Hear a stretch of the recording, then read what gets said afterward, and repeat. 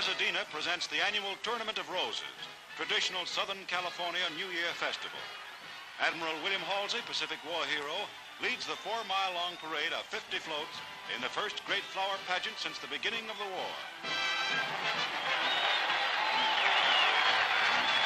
The tournament's queen rides past a record crowd of 1.5 million spectators. Victory and peace are the keynotes of this year's pageant. San Francisco's float recalls its part in the framing of the United Nations Charter.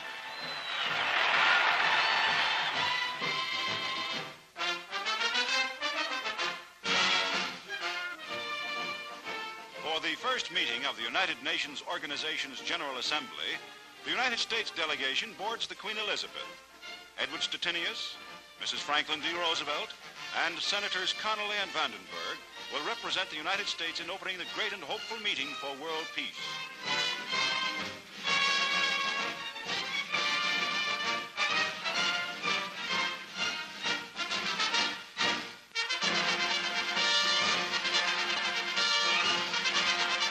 An American transport plane lands at Jiangwan Airfield at Shanghai, bringing the new United States ambassador to China, General George C. Marshall.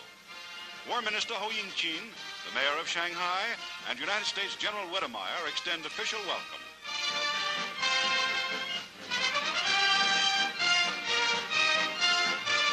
Throngs of enthusiastic Chinese crowd the sidewalks for a glimpse of the general's car as the party leaves the airport. From Shanghai, General Marshall flew to confer immediately with Chiang Kai-shek and communist leaders. The world looks forward to China's future peace and internal security.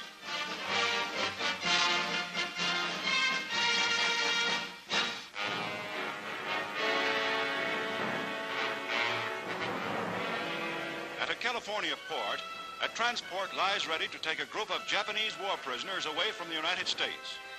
Most of them will go to Hawaii for reassignment to construction work in the devastated areas of the Pacific before ultimate return to Japan. They make the trip in vessels which will bring American soldiers back home. Hats over eyes, huddled in corners, these soldiers were taken prisoner in the island campaigns which led to Japan's final defeat. All prisoners of war held in America will have been returned by April.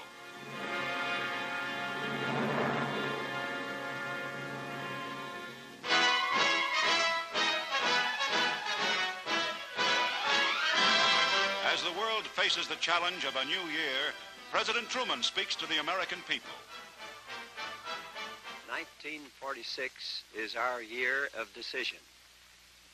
This year we lay the foundation of our economic structure, which will have to serve for generations. This year we must decide whether or not we shall devote our strength to reaching the goal of full production and full employment.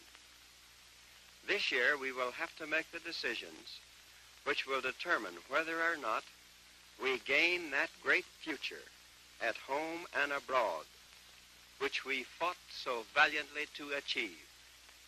We cannot shirk leadership in the post-war world. The problems of our economy will not be solved by timid men mistrustful of each other. We cannot face 1946 in a spirit of drift and irresolution. The men and women who made this country great and kept it free were plain people with courage and faith. Let us justify this heritage.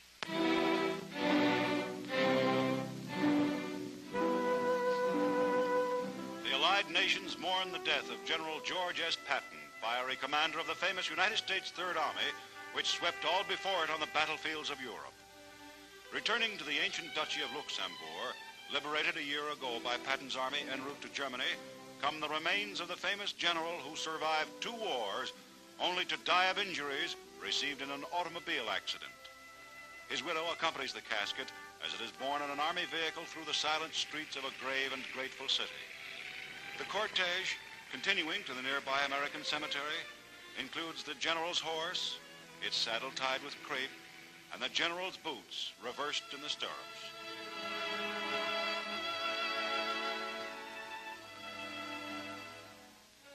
The pallbearers, enlisted men of his various divisions escort Patton's casket to the graveside, where he will be committed to the company of his comrades with whom he fought so well.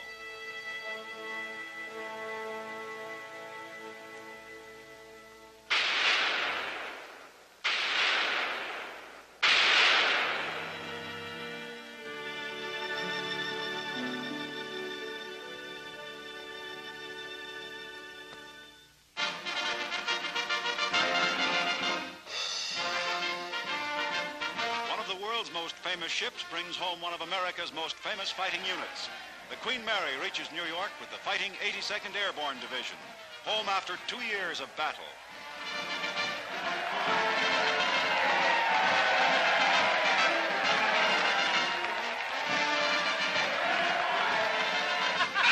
One soldier couldn't wait for the big ship to dock.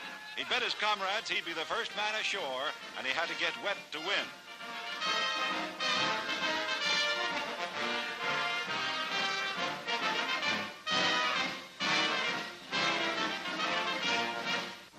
Triplets, 3 boys, were fellow passengers of the division. Infant sons of an American sergeant and his English wife, they were christened aboard ship with the entire division as godfathers.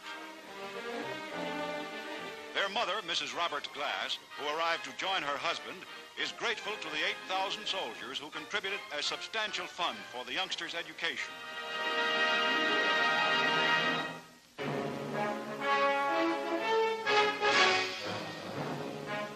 Same building in Manila, where General Yamashita was recently sentenced to hang, another leading Japanese general goes on trial for war crimes.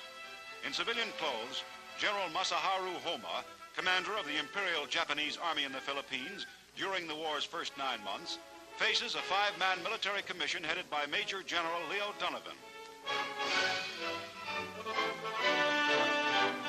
Homma hears his arraignment. He is held responsible for the bombing of Manila after it had been declared an open city, for the shelling of Corregidor after United States General Wainwright had expressed his intention to surrender. Asked how he pleads, Homma answers in English, "Plead not guilty." The guilt or innocence of Masaharu Homma will be decided by the commission after due trial.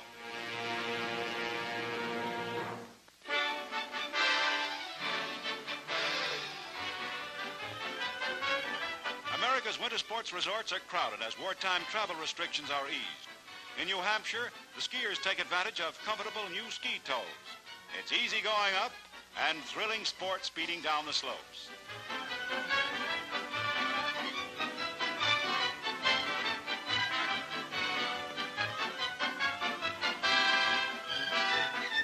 In memory of Torger Tokl, America's leading pre-war ski jumper, a memorial meeting is held in New York State.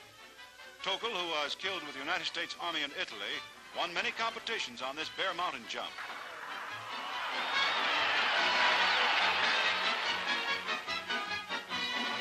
The winning jump today is made by Art Devlin, who leaps 148 feet, displaying perfect form.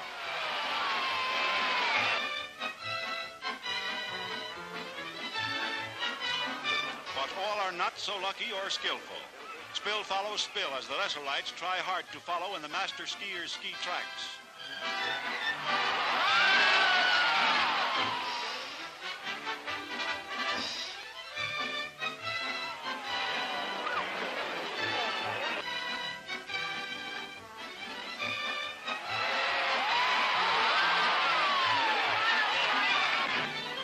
At Lake Placid, New York, these speedy sportsmen shove off on the bobsled run for the first races held here since the war.